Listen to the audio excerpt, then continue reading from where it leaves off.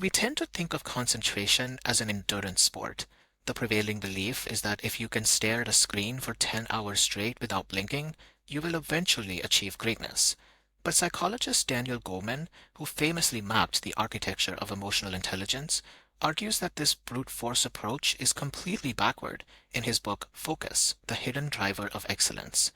Goleman proposes elite performance relies on a nimble triad called the triple focus system, an ongoing balance of inner, other, and outer awareness. By unpacking these layers through 5 takeaways, we can map how to rewire a distracted brain for high-level performance. Takeaway 1 reframes our inner focus.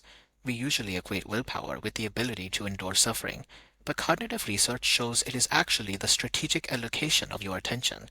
Look at the mechanics of the famous marshmallow test. The kids who successfully resisted eating the treat didn't just sit there. They actively forced their attention elsewhere by covering their eyes, singing songs, or playing pretend. But intense willpower is only half the equation. Takeaway 2 addresses the biological necessity of letting your mind drift. Complex problem solving actually requires open, spontaneous awareness. In the 19th century, French mathematician Henri Poincaré spent days failing to solve a complex arithmetical proof. Frustrated, he abandoned his desk and went for a walk by the sea. Left to wonder, his brain systems connected the dots, and the mathematical insight suddenly arrived. Mastering your inner focus means understanding this rhythm. You have to know exactly when to forcefully redirect your attention and exactly when to completely release it. This brings us to takeaway 3, curing system blindness. Outer focus is the rare ability to perceive the invisible, complex webs of cause and effect that govern our world. A perfect example is the debate over zero-emission electric cars. If you only look at the tailpipe, the vehicle appears completely green.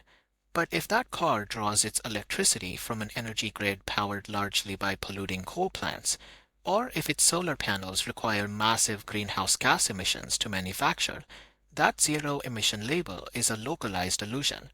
Without outer focus, we fail to see the whole board. Even well-intentioned decisions end up creating disastrous, unintended consequences elsewhere in the system. Takeaway 4 shifts our attention outward to the people around us. Excellence is impossible if a leader is blind to the emotional reality of others. When the Deepwater Horizon oil rig exploded in 2010, it triggered a massive, devastating environmental and human crisis in the Gulf of Mexico. In the middle of this tragedy, then BP CEO Tony Hayward told reporters, "I'd like my life back."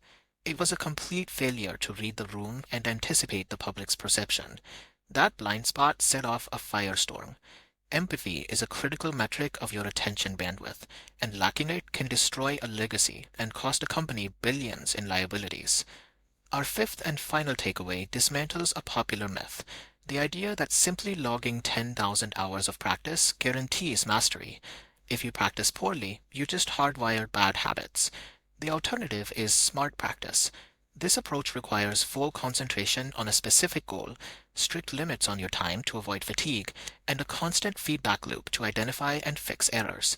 Iditarod champion Susan Butcher didn't win grueling sled dog bases by running her team endlessly. She operated as an expert coach, enforcing strict 24-hour cycles of running and resting to keep her dogs at peak conditioning. Raw hours on the clock are essentially useless on their own. Excellence is forged only when intense, deliberate focus is paired with calculated rest. To thrive, we must leverage the triple focus, treating willpower as attention shifting, letting the mind wander, and curing system blindness. We also must tune in to the emotional realities of others and replace blind repetition with smart, deliberate practice. Look at your own habits in this distraction-engineered world. Which of those 3 areas, inner, other, or outer focus, are you neglecting the most? Let us know your thoughts in the comments below, and tell us which book summary you want to see next. If you like this video, please like, share, and subscribe to the channel for more.